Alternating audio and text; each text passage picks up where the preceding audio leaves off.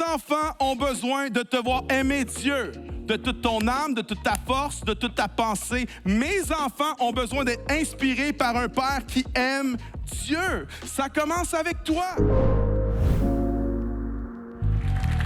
Yeah. Et on termine aujourd'hui notre série sur la terre promise, Josué. Et on est dans Josué, chapitre 24. Josué est vieux, près de 110 ans. Avant de mourir, Josué convoque le peuple parce que Josué va prêcher son dernier sermon.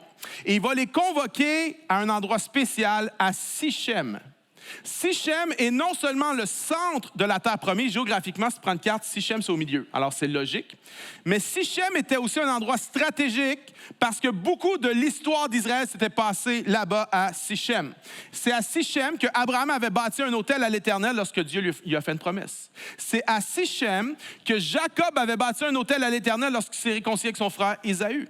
C'est à Sichem que les ossements de Joseph ont été apportés d'Égypte et enterrés. Et c'est à Sichem, dans Josué chapitre 8, que lorsqu'ils ont traversé le Jourdain, conquis Jéricho, Haï, ils ont fait un moment où ils ont renouvelé l'alliance. Josué 8. C'est à Sichem que ça s'est passé. Et là, on se retrouve 10 ans plus tard. La conquête de la terre promise est presque terminée et Josué ramène tout le monde à Sichem. Pourquoi? Parce que Sichem est un lieu d'engagement. Je veux nous ramener, tout le monde aujourd'hui, chacun d'entre nous, à Sichem, au lieu d'engagement, pour entendre le dernier sermon de ce grand leader qui est Josué. On va se lever ensemble. On va lire une partie du sermon. Josué, chapitre 24, verset 14. C'est sa dernière preach. On sent l'émotion lorsqu'on lit le texte. Maintenant, dit Josué, craignez l'Éternel et servez-le avec intégrité et fidélité.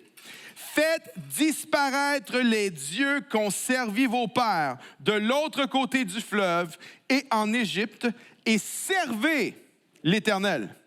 Et si vous ne trouvez pas bon de servir l'Éternel, choisissez aujourd'hui qui vous voulez servir, ou les dieux que servaient vos pères au-delà du fleuve, ou les dieux des Amoréens dans le pays duquel vous habitez. Mais moi et ma maison, nous servirons l'Éternel. Moi et ma maison, nous servirons l'Éternel. Le titre du message d'aujourd'hui, c'est « Moi et ma maison, nous servirons l'Éternel ». Et avant de t'asseoir, regarde au moins 2 personnes avec autorité et dis-leur ceci. « J'amène ma famille avec moi ». Dis ça à quelqu'un. « J'amène ma famille avec moi ». Vas-y, dis ça à quelqu'un avant de t'asseoir. « J'amène ma famille ». Moi et ma maison. Je veux t'inviter à faire un exercice en ce moment. Prends une feuille de papier imaginaire dans ta tête. Prends un crayon imaginaire et commence à écrire sur la feuille le nom des membres de ta famille. Ta femme, ton mari, ton fils, ta fille. Peut-être que tu n'as pas d'enfants, tes neveux, tes nièces, ton petit frère, ta petite sœur. Écris sur ton papier imaginaire le nom des membres de ta famille. Pour moi, c'est cette liste. Karine, Anthony, Zacharie, Léa, Naya et Maude. Ça, c'est ma liste. Et tu as ta liste. Et sur ta liste, c'est la liste des personnes que tu es appelé à faire des disciples avec eux en premier. C'est la liste des gens que tu es appelé à former, à amener à Dieu, à former comme disciple de Jésus-Christ. Pour moi, on va mettre des visages dessus, ça ressemble à ça. À gauche, il y a mon fils le plus vieux, Anthony, son épouse, Maude, Léa, ma plus vieille, qui est là. Au centre, tu as l'ourson, Pasteur David. Ensuite, tu as Karine, mon épouse, Naya, ma plus jeune, et Zacharie, mon deuxième fils. Ça, c'est les gens que je suis appelé à former comme disciples de Jésus-Christ. Pas juste en faire des bonnes personnes, pas juste en faire des bons citoyens, mais de les former comme disciples de Jésus-Christ. Parce que la réalité, c'est qu'un jour, je vais prêcher mon dernier sermon. Et ça ne sera probablement pas à la chapelle. Mon dernier sermon va probablement être sur un lit d'hôpital ou sur mon lit de maladie à la maison. Et la question la plus importante n'est pas qu'est-ce que je vais prêcher ce jour-là. La question la plus importante, c'est qui va être là pour m'entendre prêcher? Ça, c'est une question importante. Qui va être là? Puis il y a une question encore plus importante. C'est qui de ces gens-là je vais revoir lorsque je vais glisser dans l'éternité pour rencontrer mon Créateur? Ça, c'est important. C'est pour ça que la famille est au cœur de ce qu'on fait à La Chapelle. C'est pour ça que nous croyons dans le ministère pour enfants La Chapelle Junior avec nos moniteurs. Ça, c'est notre gang d'aujourd'hui. Nos moniteurs de La Chapelle Junior qui sont là pour former des disciples avec nos enfants. Est-ce qu'on peut faire du bruit pour eux? Est-ce qu'on peut les remercier? Notre équipe junior. Mais on a aussi notre équipe 13-18 pour nos ados, des gens qui sont passionnés. Est-ce qu'on peut leur donner de l'amour aussi, notre équipe 13-18? Pourquoi? Parce qu'on est appelé à former des disciples. Mais Josué avait compris quelque chose. Josué avait compris qu'il ne pouvait pas se fier seulement sur La Chapelle Junior ou sur 13-18 pour former des disciples dans sa maison. C'est pour ça que Josué a dit, moi et ma maison, nous servirons l'Éternel. Josué est un homme vraiment inspirant. Il est, à mon avis, le plus grand leader dans l'Ancien Testament. Moïse est le plus grand prophète. Il n'y a pas eu un prophète comme Moïse dans l'Ancien Testament. Mais Josué est le plus grand leader. Voici pourquoi, à mon avis. C'est que Josué a eu du succès dans son ministère et Josué a eu du succès dans sa maison. Les deux. Moïse est un grand prophète, mais Moïse était un workaholic. Moïse avait certains défis conjugaux. Le roi David avait un mariage horrible. Plusieurs de ses enfants ne marchaient pas avec Dieu. Mais Josué a connu le succès dans son ministère et dans sa maison. Et ça m'inspire. Je ne veux pas juste avoir du succès au travail. Je ne veux pas juste avoir du succès à ma job. Je ne veux pas juste du succès dans mon ministère. Je veux du succès dans ma maison. Quelqu'un dit amen. 7 principes dans ce tout petit texte, puis il y en a plus que ça. 7 principes pour avoir un impact spirituel dans nos maisons. Mais juste avant que je commence, disclaimer. C'est facile d'écouter un message comme celui-là et de se mettre à se culpabiliser, même de se mettre à s'apitoyer et dire « j'ai pas fait ça, j'ai manqué là ». J'aimerais dire, si tu as eu des manquements comme parent ou grands-parents, bienvenue dans le club. Mais le moment n'est pas à s'apitoyer. On ne peut pas refaire le passé. La question, c'est pas qu'est-ce que j'aurais dû faire de mieux dans le passé. La question, c'est qu'est-ce que je peux faire dans le présent pour impacter le futur de ma famille au nom de Jésus. Moi et ma maison, nous servirons l'Éternel. Numéro 1, ça nous prend des convictions profondes. Le texte dit « moi et ma maison », mais dans une version, le Semeur, ça dit « quant à moi ». Quant à moi. Cette expression-là, lorsqu'on utilise l'expression « quant à moi » en français, c'est parce qu'on veut mettre un contraste entre ce que les autres vont faire et ce que nous, on fait. Josué est en train de dire « quant à moi, peu importe ce que vous allez faire, peu importe ce que vous allez décider, j'ai pas besoin d'attendre que vous décidiez avant moi de décider. J'ai déjà décidé. Moi et ma maison. Quant à moi et ma maison, nous servirons l'Éternel. » Josué était un homme avec des convictions profondes. Les décisions qu'il prenait dans sa vie n'étaient pas basées sur ce que la masse populaire pensait. Les décisions n'étaient pas basées sur l'opportunisme ou sur les opportunités. Ces décisions étaient basées sur des convictions profondes. Aujourd'hui, les gens de conviction... Désolé, c'est vraiment un toc. Les gens de conviction sont rares. Tu dis, mon Dieu, le pasteur, il est quand même assez... Oui, j'étais plus capable de prêcher. Désolé. Non, même un petit peu. Juste là. OK, c'est bon. Aujourd'hui, les gens de conviction sont rares. Si tu veux savoir ce que les gens pensent, c'est facile. Les gens pensent comme tout le monde. Même dans l'Église. Même parmi les chrétiens dans nos églises, les gens pensent comme la masse, comme tout le monde. sur la sexualité, sur le mariage, sur le sacré de la vie, sur l'argent. Les gens suivent le courant. Mais Josué n'était pas un homme dirigé par la pensée populaire. Josué avait le courage de se tenir devant une majorité pour obéir à Dieu. On le voit dans Exode 32. Tout le peuple tombe dans l'idolâtrie, mais Josué reste aux côtés de Moïse et Josué ne va pas fléchir le genou devant le veau d'or. On le voit dans Nombre 13 et Nombre 14. Lorsque le peuple arrive à la terre promise, ils refusent d'entrer dans la terre promise. Ils ont peur. Ils disent, il y a des géants, on va se faire détruire là-bas. Tout le peuple commence à murmurer contre Moïse. Ils veulent retourner en Égypte. On menace de lapider Moïse et Josué. Et même devant la menace, Josué va dire, « Hey guys, non! Ce pays-là, c'est un bon pays. Soyons forts. Emparons-nous de ce que l'Éternel nous donne. » Josué, ce que la voix populaire disait, c'est pas ça qui déterminait ses convictions et c'est pas ça qui déterminait ses décisions. C'était pour lui, c'était la voix de Dieu. Josué dit, quant à moi, j'aimerais te proposer que nos enfants, nos petits-enfants n'ont pas besoin de parents et de grands-parents qui vont dans le sens du courant. Nos enfants ont besoin de parents qui ont des convictions profondes. Et ça va prendre des convictions très profondes pour faire la bonne chose dans le moment culturel dans lequel on va se trouver, et on se trouve déjà dans ce moment-là. Ça prend du courage, ça prend des convictions pour mettre un cadre. Ça prend du courage et des convictions pour dire non à une époque où dire non est vu comme un manque d'amour. Ça va prendre du courage. Il y a un auteur qui n'est pas un chrétien qui s'appelle Jonathan Haidt et lui, il recherche beaucoup sur les téléphones, les appareils digitaux, les médias sociaux, etc. Et lui, il a fait des recommandations et il dit pas de smartphone avant 14 ans, pas de médias sociaux avant 16 ans, pas de téléphone à l'école. M. Drainville l'a fait. Je ne suis pas toujours d'accord avec M. Drainville, mais merci, M. Drainville, d'avoir fait ça. 4, encourager le jeu libre dans le monde réel. Et les gens contestent ça. Les gens disent, « Oui, mais on n'a pas assez d'études qui prouvent que... » T'es sérieux?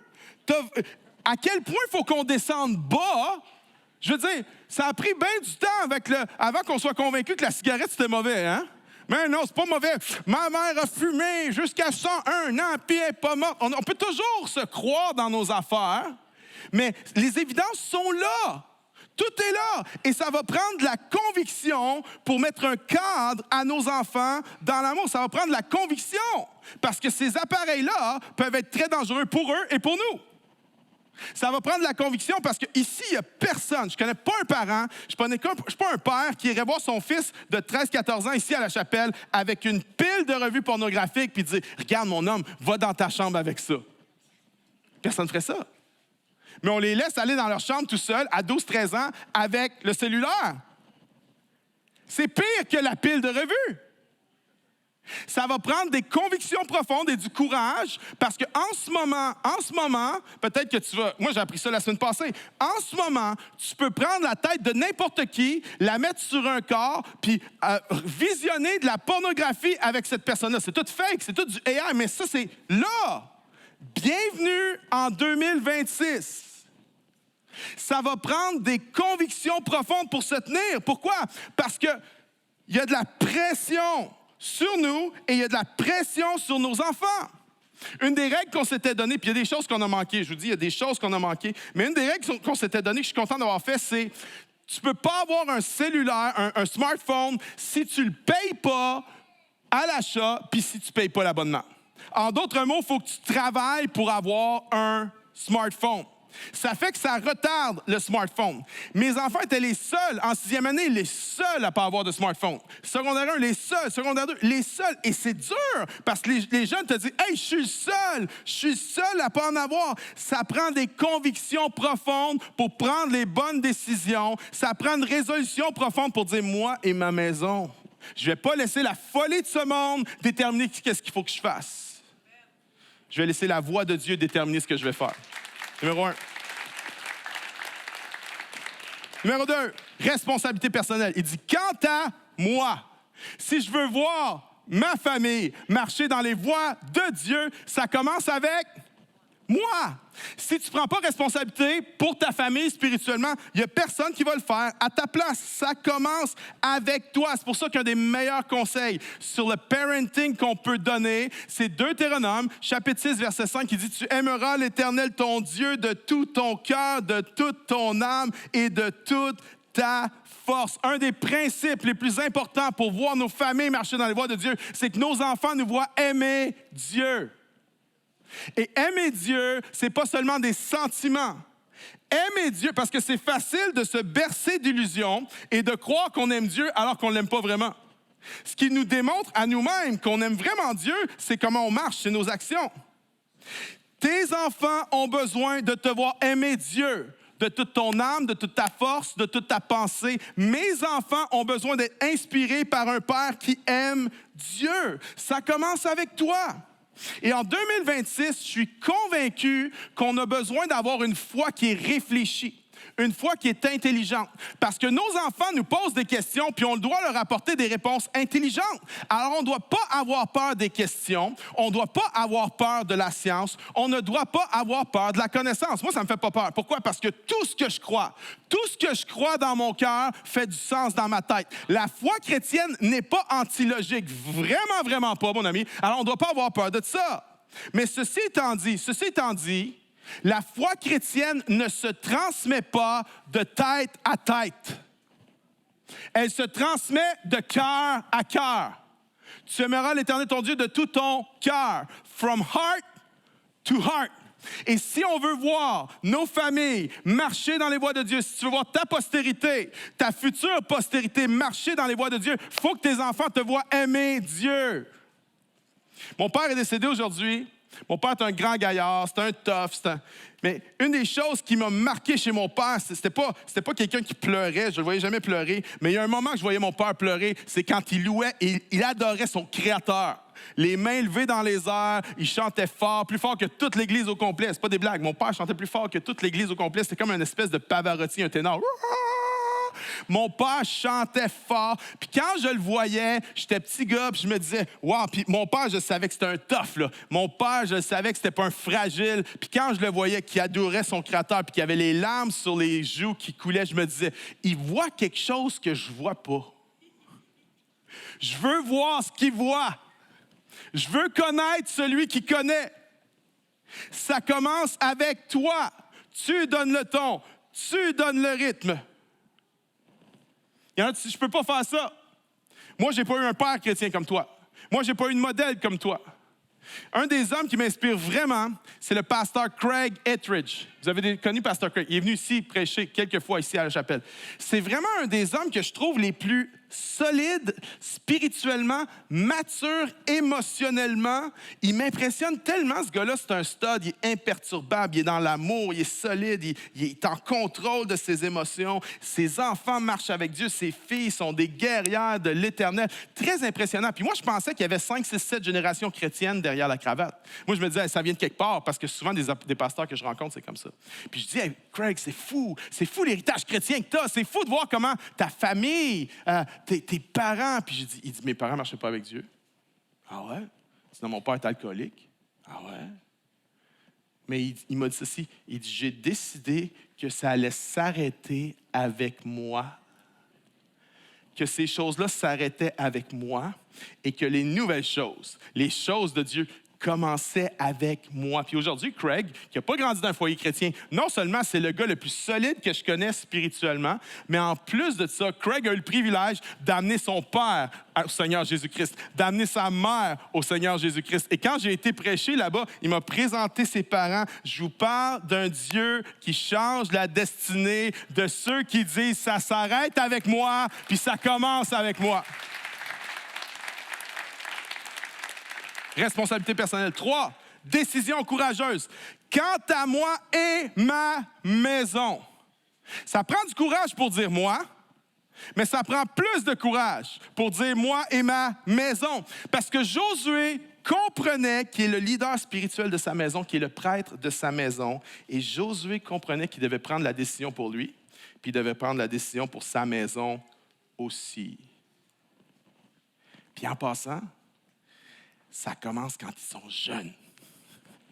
Il faut que tu décides quand ils sont jeunes. Il faut que tu décides quand ils ne peuvent pas décider.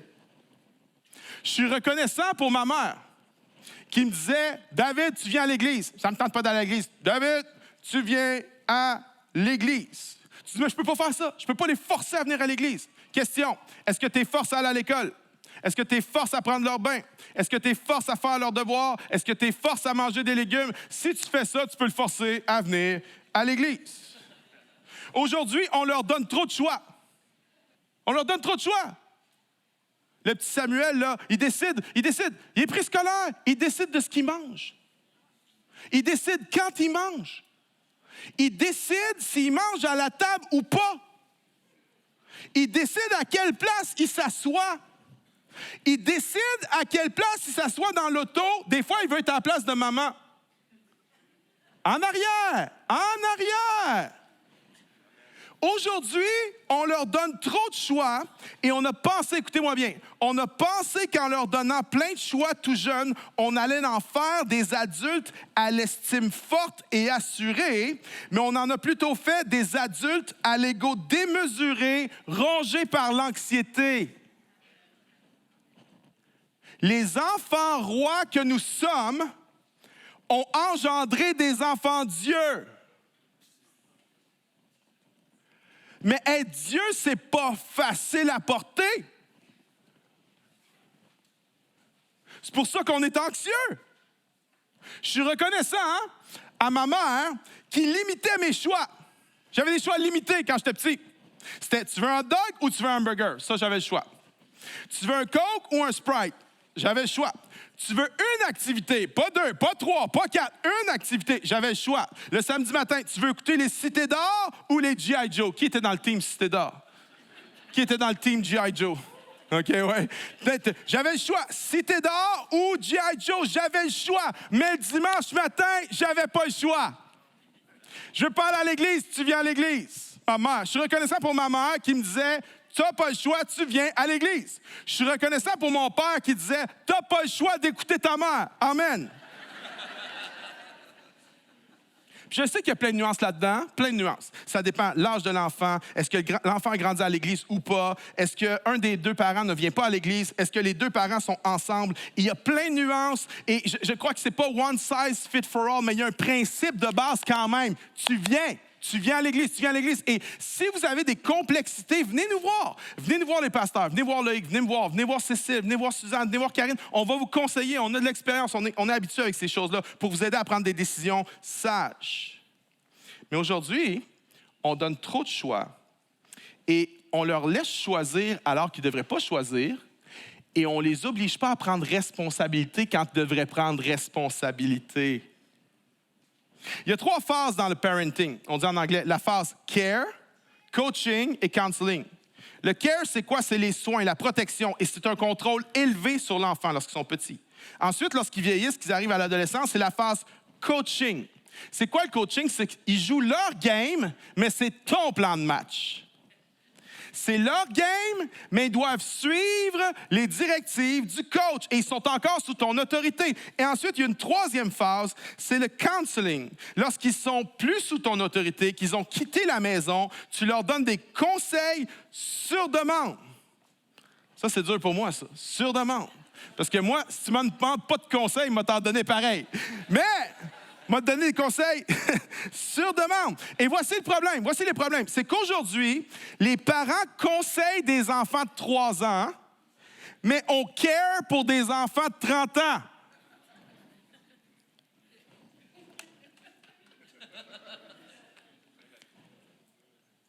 Une des raisons que je marche avec Dieu aujourd'hui, c'est que ma mère a dit, tu n'as pas le choix, tu viens à l'église. Mon père a dit, tu n'as pas le choix, t'écoutes ta mère. Une des raisons que je marche avec Dieu aujourd'hui, c'est que mes parents étaient plantés dans la maison de l'Éternel. Il y a plein de chrétiens qui ne sont pas plantés, ils sont en périphérie. Mais une plante qui n'est pas dans un pot, là, elle n'est pas plantée, elle va mourir. Elle va mourir. Elle va manquer d'eau. Elle ne portera pas de fruits. Je marche avec Dieu parce que mes parents étaient plantés dans la maison de l'Éternel. Et je marche avec Dieu parce que mes parents ont dit, on va planter notre enfant dans la maison de l'Éternel. Numéro 4, c'est une déclaration prophétique. Josué dit, « Quant à moi et ma maison. C'est une déclaration prophétique qui est en train d'annoncer. Moi et ma maison, on va suivre Dieu. Il prophétise. J'aimerais dire à tous les parents ici, tu as le privilège et la responsabilité de prophétiser dans ta famille. La vie et la mort sont au pouvoir de la langue et nous avons, parents, la capacité de bâtir ou de détruire. Nous avons dans notre bouche un pouvoir qui est hallucinant. Papa, tes enfants, tes murmures pour eux, là, c'est comme un cri dans leur cœur.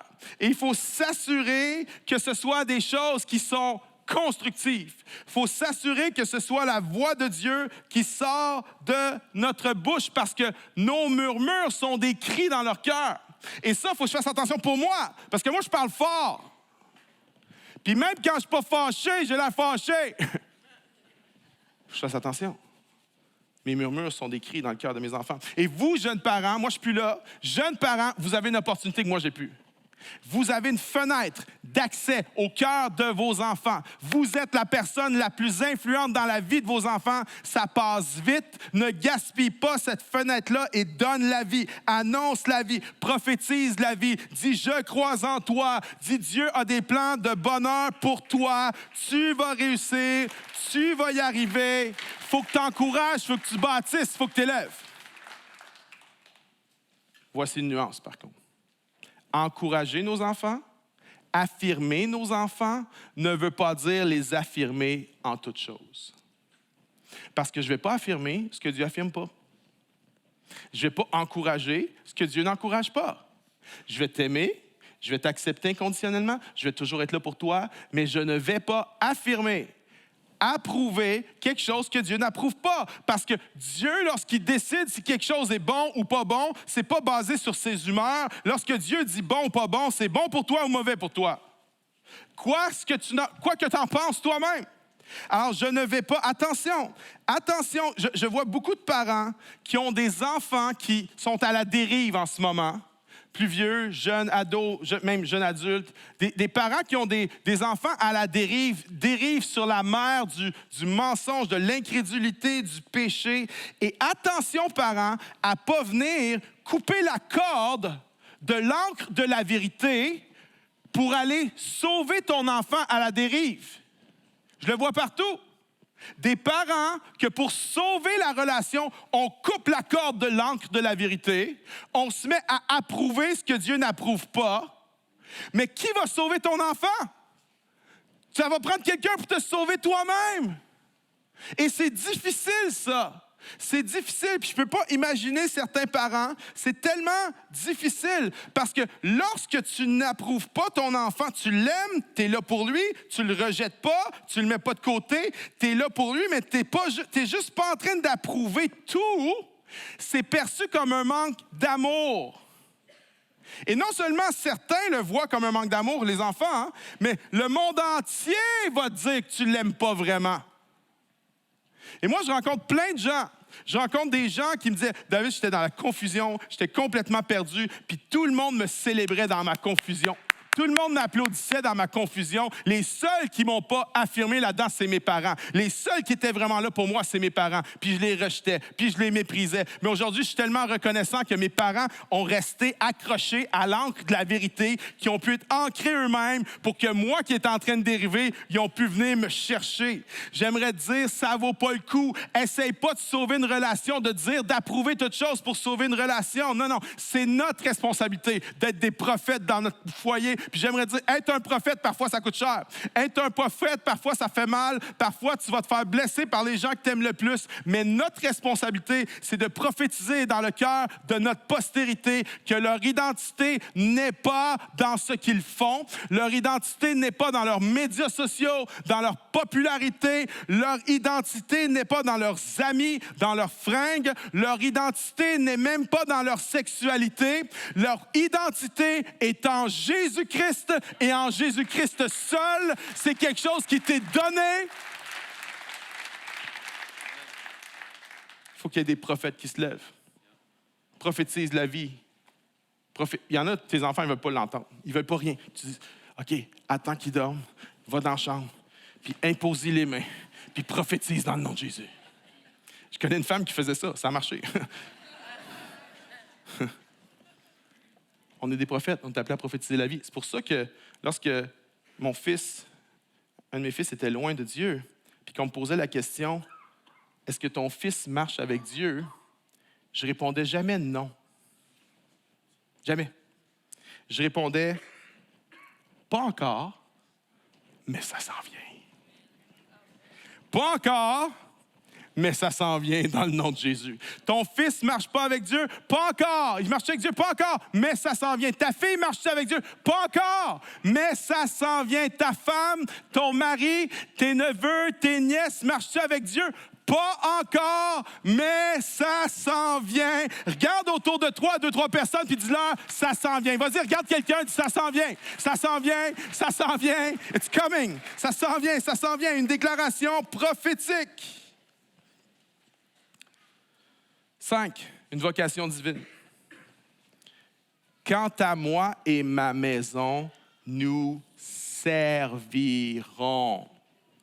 Écoute-moi bien. Si tu t'appelles un chrétien, si tu te définis comme un chrétien, le but de ta vie n'est pas à propos d'avoir une bonne vie. Le but ultime de ta vie, ce n'est pas d'avoir une bonne vie. Le but ultime de ta vie, ce n'est pas juste d'avoir une belle famille, élever des enfants, avoir un bon travail, bien profiter des vacances. Ce n'est pas le but ultime de ta vie. Si tu es un chrétien, le but ultime de ta vie, c'est de former des disciples de Jésus-Christ, à commencer par ceux qui sont dans notre maison.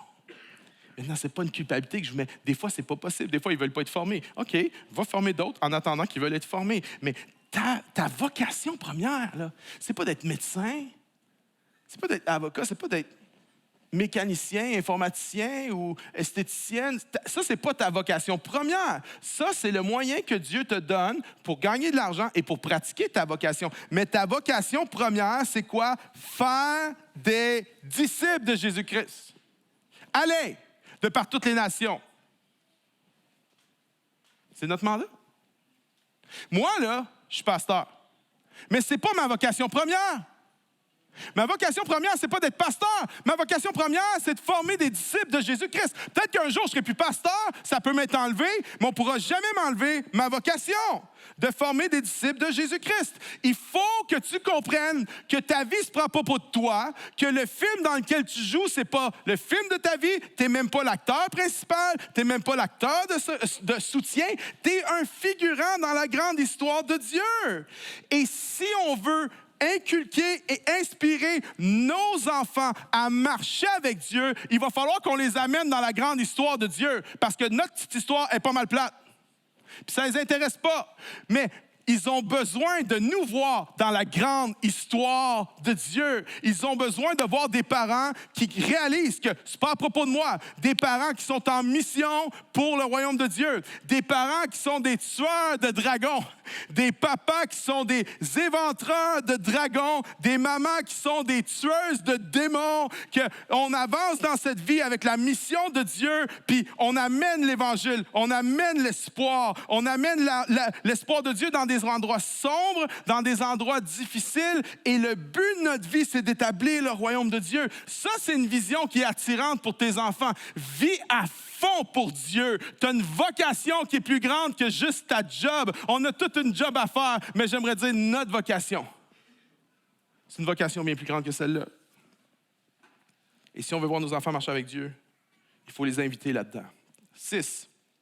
Un exemple catalytique. Josué a dit, choisissez aujourd'hui qui vous voulez servir. Imagine, il y a des milliers de personnes ce jour-là, à Sichem. Des milliers de personnes, peut-être des centaines de milliers. Et Josué va dire, choisissez là. Ça a l'air quasiment arrogant. Josué est tellement bold et tellement audacieux dans sa foi. Il dit, choisissez qui vous voulez servir. J'aimerais dire, ces paroles-là, si Josué avait été un fake, elle ne serait pas parvenue 3500 ans plus tard.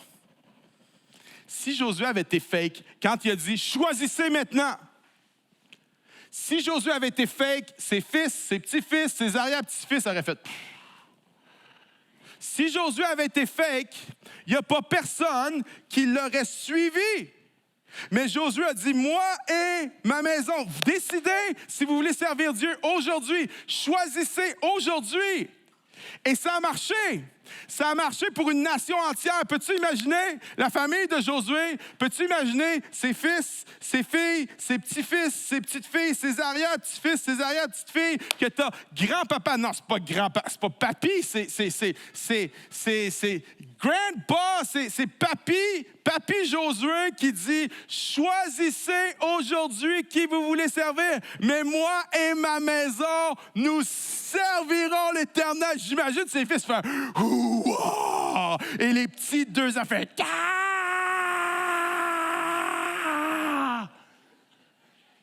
Le couteau d'un dent.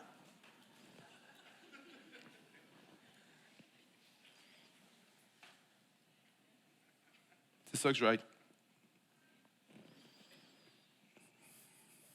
C'est ça que je veux être. Je veux que quand mes enfants pensent à moi, ils ne vont pas dire « Ah, c'est un bon pasteur, mon père. » C'est bien comme but, mais c'est pas mon but ultime. Je veux pas que quand mes enfants vont regarder à moi et dire « Ah, mon père, c'était quelqu'un qui faisait bien sa job. C'était quelqu'un qui a eu du... » Non, c'est pas ça. Je veux que mes enfants regardent à moi et disent « Mon père, c'est un homme de Dieu. C'est un homme de Dieu. Mon père, c'était quelqu'un qui avait des convictions profondes. Mon père, c'était un homme bon. Mon père tenait sa parole. Mon père tenait ses engagements. Mon père était travaillant. Mon père était généreux. Mon père n'était pas attaché à l'argent. Mon père avait de l'intégrité. Mon père demandait pardon. Il se repentait de ses idoles. Il se soumettait à la parole de Dieu. Il aimait sa femme. Il demandait pardon à sa femme tout le temps parce qu'il la blessait souvent. Mon père était le mari d'une seule femme. Mon père formait des disciples. C'est ça que je veux qu'ils se souviennent de moi. Pas que je suis un bon pasteur, que je suis un homme de Dieu. Puis je les inspire par ma vie à servir l'Éternel. 7, et je termine avec ça, ça avance si vite. Un impact générationnel. Impact générationnel. Le verset 31, ça dit « Israël servit l'Éternel pendant toute la vie de Josué. » Hey, c'est fou, là.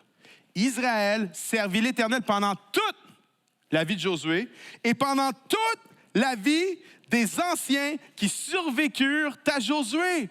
Ça, c'est comme une épitaphe. C'est comme une écriture sur la pierre tombale de Josué. Je ne sais pas pour toi, mais moi, je veux ça. Imagine mon épitaphe. La famille Potier servit l'Éternel pendant toute la vie de David et pendant toute la vie des enfants qui survécurent à David. Je ne sais pas pour toi, mais ça, pour moi, ça sonne comme vraiment une belle vision. Ça, pour moi, ça sonne quelque chose d'inspirant. Ça vient chercher quelque chose en moi. Jésus a dit, que sert-il à un homme de gagner le monde s'il perd son âme? Et moi, je dis, à quoi ça sert à un homme de gagner le monde s'il perd ses enfants? Josué a dit, moi et ma maison. Il y a eu plus de succès qu'on ne pourra jamais en avoir, mais il n'a jamais oublié que ça se passe d'abord à la maison. Moi et ma maison serviront l'Éternel. Il y a une photo qui va apparaître à l'écran. Ça, c'est ma maman. J'en parle beaucoup en ce moment parce que ma mère est sur les derniers 1000. 91 bientôt. Puis, on était la visiter récemment. Puis, un de mes fils, Zachary, est venu avec nous. Puis, on s'était dit, on va y faire une surprise. On lui a pas dit qu'on y allait. Puis quand on était arrivé, elle a fait David, Et là, mon fils Zachary s'est dit, on n'aurait pas dû y faire une surprise, on aurait dû lui dire qu'on venait, parce qu'elle va mourir d'être là. Elle était David, elle va-tu survivre? Tu sais, la grenouille dans Shrek qui meurt 5 fois, c'était ma mère, là. Et là, elle me prend, puis elle me touche dans le... Mon David, tu ressembles à... Ben, tu te ressembles.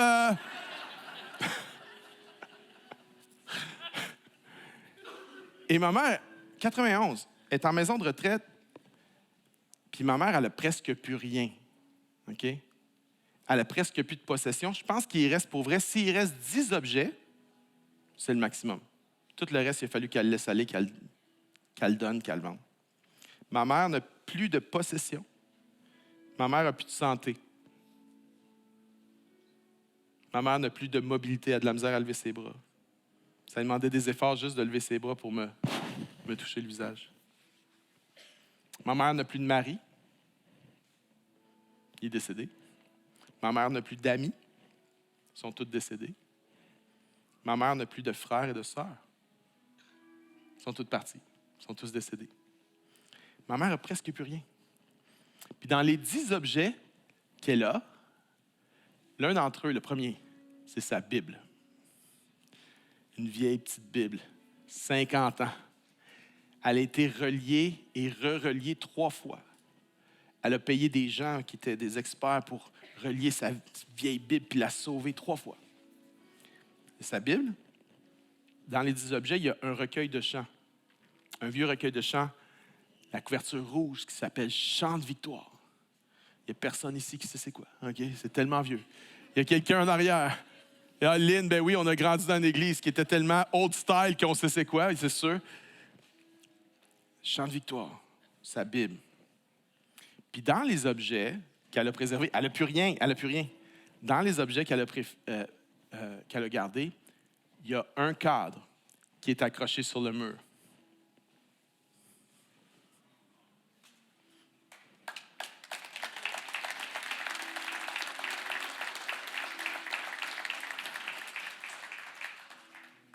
C'est mon père qui l'a fait.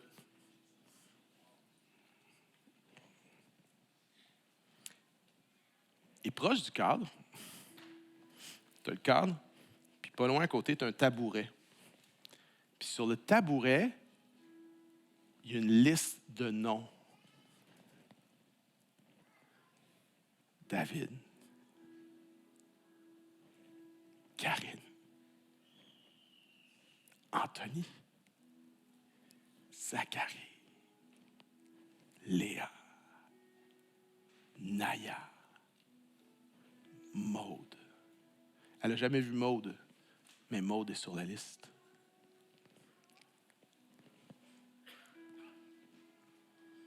À côté de moi et ma maison, il y a une liste de prières, puis elle a pris pour nous. Okay, ça, c'est vraiment une illustration frappante de la vie. Plus tu avances, plus tout t'échappe. Il ne te reste plus rien. Puis à la fin, il te reste 2 choses. Il te reste ton Dieu, puis il te reste la mission de Dieu. Ma mère n'a plus rien, mais t'as encore moi et ma maison. Comment ils vont les enfants? Comment ils vont? Ils marchent avec Dieu? Comment va Naya? Est-ce qu'elle marche avec Dieu? Ma mère n'a plus rien, mais elle a une mission. Elle est investie d'une vision. Ma mère a l'esprit de Josué en elle. Moi et ma maison, nous servirons l'Éternel. J'aimerais te dire, ce qui est le plus important, c'est pas ce que tu vas faire à ta job, si tu vas avoir la promotion ou la démotion, si tu vas avoir une promotion ou si tu vas perdre ta job. Ce qui est le plus important, c'est pas que tu aies une vie confortable avec des belles vacances. Ce qui est le plus important, c'est pas si tu vas avoir une maison, une grosse maison, une plus grosse maison ou pas de maison. Ce qui est le plus important, c'est moi et ma maison. Tu as été investi d'une mission que Dieu t'a donnée. Puis quand nous puisse résonner aujourd'hui cet appel de dire, moi et ma maison, nous servirons l'Éternel. Et si tu es avec moi ce matin, est-ce qu'on peut applaudir le Seigneur Dieu qui nous a donné cette mission-là et qui nous a investi?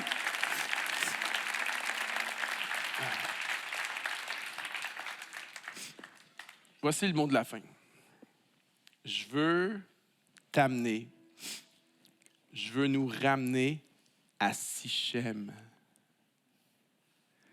l'endroit de l'engagement. Et peut-être que tu as besoin de te réengager ce matin.